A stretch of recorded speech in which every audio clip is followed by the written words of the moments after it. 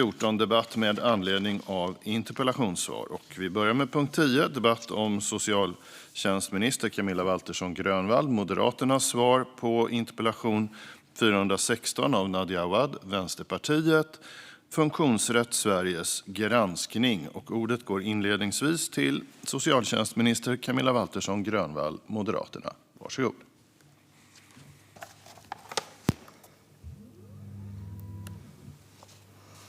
Herr talman!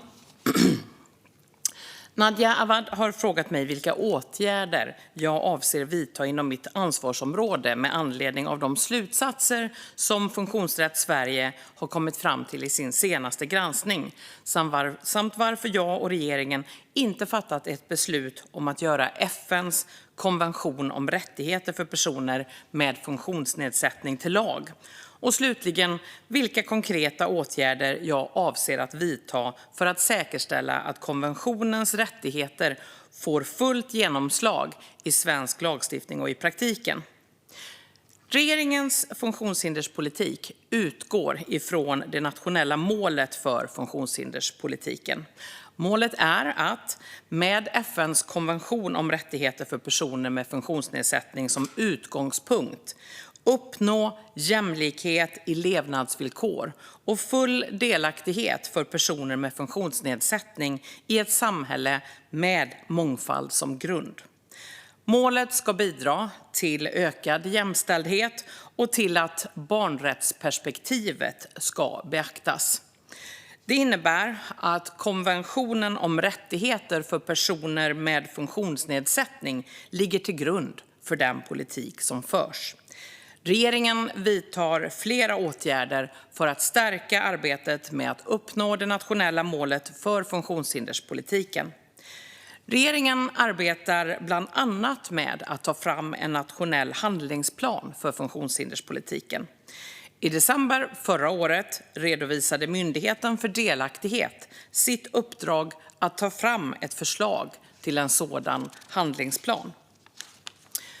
Över 30 myndigheter från olika samhällsområden deltog i arbetet med att ta fram förslaget som nu bereds i Regeringskansliet. För att rättigheterna i konventionen ska få fullt genomslag behöver förstås även den lokala och regionala nivån bidra inom sina ansvarsområden. Därför har regeringen gett Myndigheten för delaktighet i uppdrag att ge stöd till kommuner och regioner i deras genomförande av funktionshinderspolitiken. Stödet ska ges i form av samordning, kunskapsstöd, utbildningar och spridning av goda exempel. I uppdraget ingår att fördela medel till kommuner som ska kunna arbeta mer riktat med funktionshinderspolitiken, så kallade modellkommuner. I en första omgång har 10 kommuner utsetts till modellkommuner. Förhoppningen är förstås att deras arbete och lärdomar ska kunna fungera som inspiration och hjälp till fler kommuner.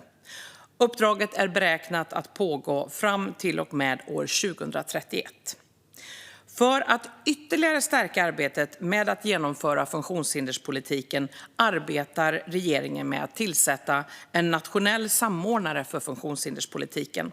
Samordnaren ska bidra till ökad kunskap om rättigheter för personer med funktionsnedsättning i samhället och öka samordningen av olika aktörers insatser gentemot målet för funktionshinderspolitiken. Som jag och andra ministrar tidigare har framfört har Sverige mottagit rekommendationer från FN:s kommitté för rättigheter för personer med funktionsnedsättning som rör inkorporering av konventionen i svensk lag. Dessa rekommendationer bereds för närvarande inom Regeringskansliet. Tack. Tack för det, och då går ordet till interpellanten Nadia Awad, Vänsterpartiet. Varsågod.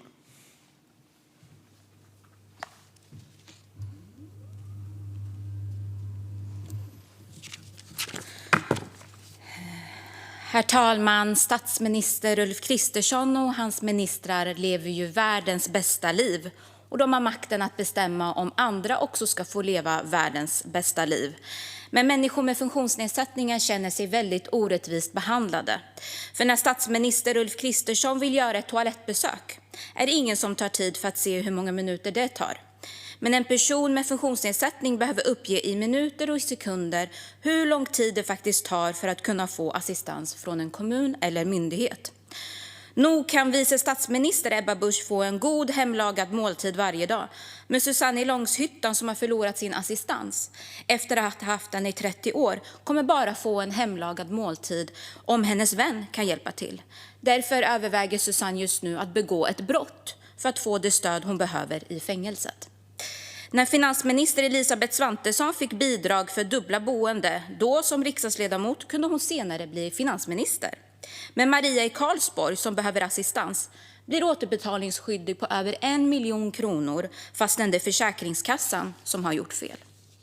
Samma dag som när Sverigedemokraternas Jimmy Åkesson fick en lönehöjning på 2 900 kronor så fick även de som får sjuk- och aktivitetsersättning en höjning, men med bara 85 kronor. Arbetsmarknadsministern Johan Britz har gett sig själv och miljardärerna skattesänkningar istället för att satsa på att Evelina, som är döv, kan få tolk på jobbet, eller satsa på att höja lönebidraget för att Maria, som har autism, inte ska riskera att bli långtidsarbetslös. Infrastrukturministern Andreas Carlson kan åka taxi, han kan hyra en yacht eller ta flyget för att resa vart han vill och när han vill. Med 11-åriga dottern Tilda får ledsaga pappa Jonas när han inte längre beviljas färdtjänst. Och för rullstolsburne och ALS-sjuke Torsten så är det ständig oro när det är snövallar, isiga trottoarer och dåligt skottade övergångsställen. Så under vintermånaderna tvingas han isoleras i dagar.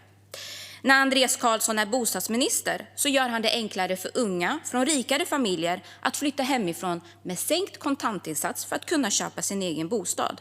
Medan andra unga, som Emily i Helsingborg, inte ens kan flytta hemifrån, för hon får inte rätt till den ledsagning hon behöver utan tvingas vara beroende av sina föräldrar. Och sjukvårdsministern Elisabeth Tamm måste nog vara en av dem som får den bästa vården i landet. Medan Lasse, som är döv, har tvingats operera sig 2 gånger utan att ha tillgång till tolk. Jag tänkte att jag ville ta livet av mig, för det var så fruktansvärt hemskt, sa han. Eller den skattesänkning som ministern har gett sig själv kan komma väl till hand om hon i framtiden skulle behöva hjälpmedel, medan personer med funktionsnedsättningar tvingas betala för sina hörapparater, elrullstolar eller duschpallar. Och när skolministern Simona Moamsson vill förbjuda fula skolor för pampiga lokaler ger henne gåshud, så undrar väldigt många varför hon istället inte stoppar nedskärningar i svensk skola för elever med funktionsnedsättningar. Herr talman, min poäng är att den här regeringen verkar bara bry sig om sig själva och de allra rikaste. För deras frihet och delaktighet i samhället förhandlas inte bort. Men så ser inte fallet ut för människor med funktionsnedsättningar och deras anhöriga. Och det här kommer också till uttryck i Funktionsrätt Sveriges granskning och som den här debatten kommer att handla om.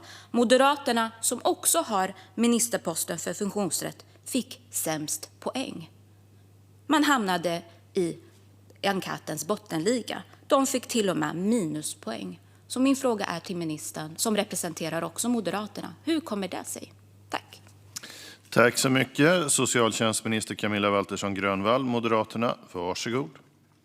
Tack så mycket, herr talman. Och jag vill naturligtvis tacka ledamoten för interpellationen, men också påminna ledamoten om att den här interpellationen sker ju i egenskap av att jag är regeringsföreträdare. Och när det gäller FNs konvention om rättigheter för personer med funktionsnedsättning så fungerar ju den som utgångspunkt för det nationella målet för funktionshinderspolitiken som jag just beskrev. Och 2024 kallade Sverige till en mycket konstruktiv dialog med FNs kommitté för rättigheter för personer med funktionsnedsättning, och därefter i sedvanlig ordning så utfärdade kommittén ett antal rekommendationer för Sverige, precis som man också gör för andra länder. Och därefter gjorde jag så att jag kallade funktionshindersorganisationerna till mig. Det förstod jag på dem att det hade inte skett tidigare dialoger, men för regeringen var det oerhört viktigt att utgå ifrån vad just organisationerna inom funktionshinderspolitiken säger och vilka olika rekommendationer som de såg, för det var ganska många, och som vi behövde prioritera. Och det var ett väldigt konstruktivt och bra möte. Hela den här dialogen med funktionshindersorganisationerna har präglats av väldigt stor konstruktivitet. Och därefter så gav regeringen Myndigheten för delaktighet i uppdrag att dels fick man ett uppdrag att se till att vi sprider informationen om rekommendationerna, därför att tillgängligheten till den informationen är väldigt viktig, och att fler personer ska kunna lämna sina bedömningar när det gäller rekommendationerna.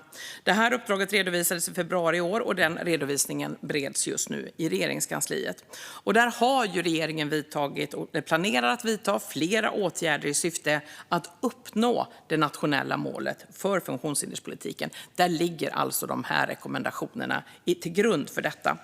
Och där är Myndigheten för delaktighet en väldigt viktig aktör i detta, och där man har involverat en rad andra myndigheter som är berörda. För det är ju så att alla ministrar är ansvariga för funktionshindersfrågorna inom sina respektive portföljer, även om Socialdepartementet är den fokalpunkt och min portfölj är en slags fokalpunkt kopplat till detta. Men det är viktigt om vi ska få genomslag för de brister som vi också ser, att de behöver få genomslag på både lokal, regional och nationell nivå, så behöver både myndigheter inom alla olika segment involveras, men också säkerställas att det stöd som jag pratade inledningsvis om och kunskapsstöd och annat verkligen sprids för att ge bättre förutsättningar för att de lokala och regionala delarna också ska involveras och till fullo ta sitt ansvar. Det här är ett ambitiöst arbete, och det här syftar till att vi nu, efter att ha analyserat utmaningar som finns, vilka åtgärder som behöver vidtas, så arbetar vi vidare på att bereda de här punkterna inom Regeringskansliet. Tack. Tack så mycket. Då går ordet till interpellanten Nadia Awad, Vänsterpartiet. Varsågod. Tack, herr talman, för ordet.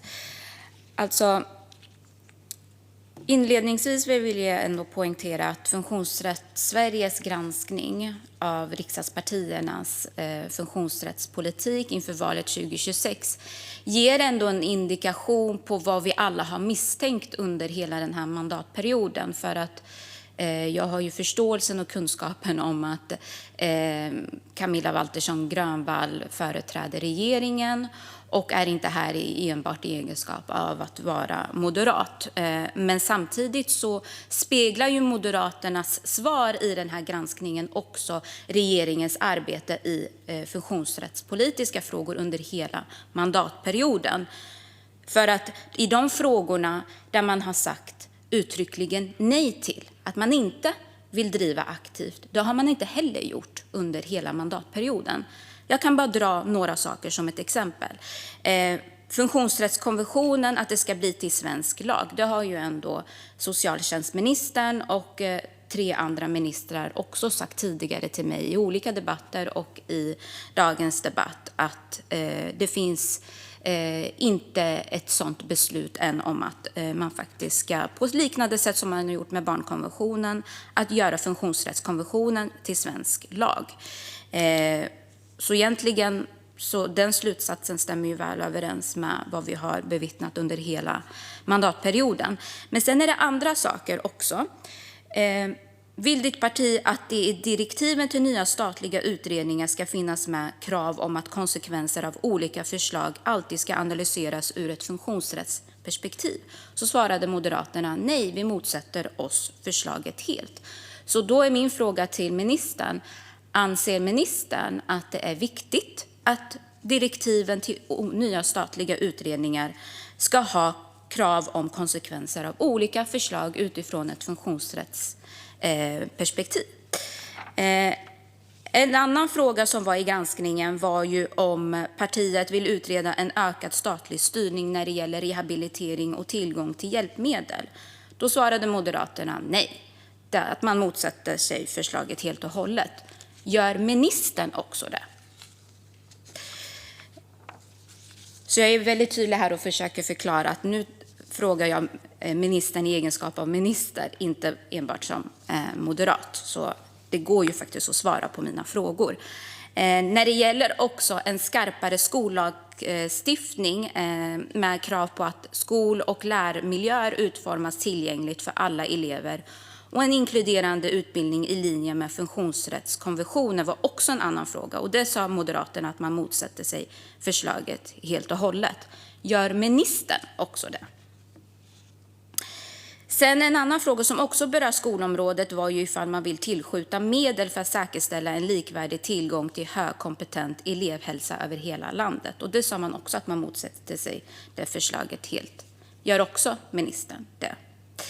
Eller att man ska ta bort skrivningen i skollagen som ger möjlighet för skolor att neka elever på plats på grund av organisatoriska och ekonomiska svårigheter. Det sa man också att man motsätter sig ett sådant förslag. Gör ministern också det? Jag kan ju fortsätta. En annan fråga var ju också om lönebidraget och höja taket för det. Och att det också ska indexeras mot utvecklingen av lönekostnader. Det var ju ändå så att man inte ville gå vidare med ett sådant förslag. Men vill ministern gå vidare med ett sådant förslag? Jag har flera andra sådana frågor också, men jag kan ta det i nästa runda. Tack. Tack så mycket. Socialtjänstminister Camilla Waltersson Grönvall, Moderaterna. Varsågod. Tack så mycket, herr talman. Jag tänker att alla de delar som vi just nu arbetar med att bereda, det svarar mot också de intentioner som vi har att också förbättra en rad olika frågor kopplat till den situation vi ser när det gäller personer med funktionsnedsättning. Och jag vet att jag sa i tidigare interpellationsutbyte med ledamoten att det kan vara intressant att titta på vad man tidigare har gjort när man har haft möjligheter att påverka. Det är väl inte ovanligt att man svarar på enkäter utifrån ett väldigt populistiskt perspektiv. Då kan jag möjligen ha en viss förståelse för, men då är det också viktigt att titta bakåt och se vad gjorde man när man var stödparti. Och nu får vi väl se om Vänsterpartiet fortsätter att vara ett stödparti om i händelse att det skulle bli ett annat valutslag än det vi har just nu och behöver förändra regering. Men det är ju ändå tydligt att Vänsterpartiet bär ett stort ansvar när det gäller 8 år då vi har sett en förändring som har varit till det sämre, där den här regeringen nu gör en rad olika insatser för att förändra det här. De kunskapsstöd, de olika uppdrag som vi tar fram handlar om att den lagstiftning som delvis, och till stora delar ska jag väl säga, är ett kommunalt ansvar. Där måste man också ge kommunerna förutsättningar att kunna ta det ansvaret. För jag är i likhet med ledamoten bekymrad över att det kan handla om bedömningar av personer med funktionsnedsättning där man har haft samma insatser under kanske 20 års tid, men där vi idag ser kommuner som gör andra bedömningar trots att behoven inte har förändrats. Det bekymrar mig mycket. Därför har vi också agerat. Där har Socialstyrelsen bland annat fått i uppdrag att skriva fram underlag, kunskapsunderlag och stöd för att också kopplat till personkrets kunna göra rätt bedömningar. Men där är också Myndigheten för delaktigheten väldigt viktig och mycket samordnande myndighet i arbetet kopplat till både modellkommuner, nätverk, uppföljning och andra stödjande insatser. Och där har också SKR fått medel för att bistå i det här arbetet. Och jag vill gärna ta tillfället i akt att säga att de 10 modellkommuner som är Arvika, Grästorp, Kalix, Kramfors, Lessebo, Lund, Orust, Stockholm, Ulricehamn och Umeå kommer att bli väldigt, väldigt viktiga i att också leda det här arbetet, visa på goda exempel och att helt enkelt kunna nå och genomföra det nationella målet med funktionshinderspolitiken. Där är också den nationella samordnaren väldigt viktig, och det är ju någonting som arbetas för att vi bereder för att just kunna presentera i närtid en person som verkligen handlar om att kunna öka både förståelsen, kunskapen och inte minst öka samordningen. För det visar ju också kommitténs granskning att vi saknar samordning mellan våra olika instanser. Där är till exempel förslaget om tolktjänst som regeringen har genomfört, där man ska ha en väg in där, ett sådant exempel. Sammantaget så gör vi en rad olika saker. Jag skulle kunna tala mer om till exempel Nationellt kunskapscentrum för frågor om intellektuell funktionsnedsättning och autism, om äldreomsorgslyftet som nu också omfattar LSS-personal, som sammantaget på några få år är mycket, mycket mer än vad de föregående 8 åren gjorde där ledamotens parti var ett stödparti till den regeringen. Tack. Tack så mycket. Då går ordet till interpellanten Nadja Awad, Vänsterpartiet. Varsågod. Tack, herr talman. Det är väl ingen idé för mig att gå vidare med de andra delarna från Funktionsrätt Sveriges granskning, för jag kommer ändå inte få svar på mina frågor ifall ministern ändå kommer driva aktivt de här frågorna fastän ministerns eget parti inte kommer göra det. Så jag tänker att jag går över just till att belysa att återigen blir det ju en fråga om att lägga allt annat ansvar på kommunerna och regionerna, att de ska leva upp till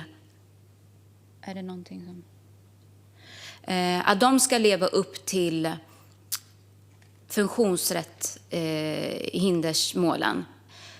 Men jag vill också att ministern ska prata lite om sitt eget ansvar, alltså att kunna presentera propositioner för oss i riksdagen att rösta om. Det har vi gjort väldigt lite. Alltså vi har gjort det knappt under den här mandatperioden. Fastän Myndigheten för delaktighet, Socialstyrelsen, Riksrevisionen har sagt att man vill ha lagskärpningar vad gäller framförallt LSS. Och det finns ett antal olika utredningar som ligger och dammar på regeringskansliet och som har dammat i flera år fast regeringen inte har prioriterat att plocka upp dem. Det berör både ledsagning, det berör färdtjänsten, det berör tolktjänsten. När det kommer till de andra kommunernas ansvar, om vi ska ta Göteborgs stad som ett exempel. Kommunalrådet Marie Brynolfsson, hon har ju skickat ett brev till ministern och bett om att ha dialog, men inte fått svar. För hur man ska kunna samarbeta från kommunen tillsammans med regeringen i de här frågorna. Varför har inte ministern svarat på det brevet då? Tack. Tack så mycket. Slutreplik, socialtjänstminister Camilla Waltersson Grönvall, Moderaterna. Varsågod. Tack så mycket, herr talman. Ja, när det gäller utredningar som har legat och dammat så kan jag konstatera att det har väl aldrig dammat så mycket som det gjorde under de föregående 8 åren. Det vi har varit med och tagit initiativ till är ju bland annat ett förstatligande av assistansen, och det är ju ett förslag som aktivt bereds, som funktionshindersorganisationerna har efterfrågat och som vi i opposition också såg till att den förra regeringen var tvingad att ta fram utredningen. Men det var också efter att riksdagen hade tvingat fram den här utredningen. Den har jag haft den stora förmånen att ta emot, och den arbetar vi nu tillsammans med i mycket god dialog, kan jag berätta för ledamoten, med funktionshindersorganisationerna, och där vi mycket lyhört lyssnar till vad de ser är nödvändigt för att ta detta vidare. De har också uttryckligen sagt hellre att det tar lite tid och att det också blir rätt. Och jag delar den uppfattningen. Jag önskar att de här frågorna var lite mindre komplexa, men de är väldigt komplexa, som jag tror att ledamoten är väldigt medveten om. När det gäller Göteborg så tycker jag kanske att de vänsterpartistiska politikerna som sitter i ledningen i just Göteborg borde fundera över vad som ligger till grund när till exempel personer som är väldigt framträdande inom svensk paralympiska idrotter får helt nya bedömningar trots att deras behov inte har förändrats. Det är den kommunala ledningen i Göteborgs ansvar, därför att man har också en kommunal lagstiftning med LSS som innebär att de bedömningarna och att ta ifrån människor deras stöd, ledsagning, vad det än må handla om. Det handlar om vilken bedömning man gör inom Göteborgs ledning, och där sitter Vänsterpartiet med. Så stort tack för den här interpellationen. Den har varit belysande ur flera aspekter, och jag ser fram emot flera nya diskussioner. Tack! Tack så mycket. Därmed var debatten om interpellation 416 av Nadja Awad, Vänsterpartiet, Funktionsrätt Sveriges granskning avslutad. Kammaren går då vidare till punkt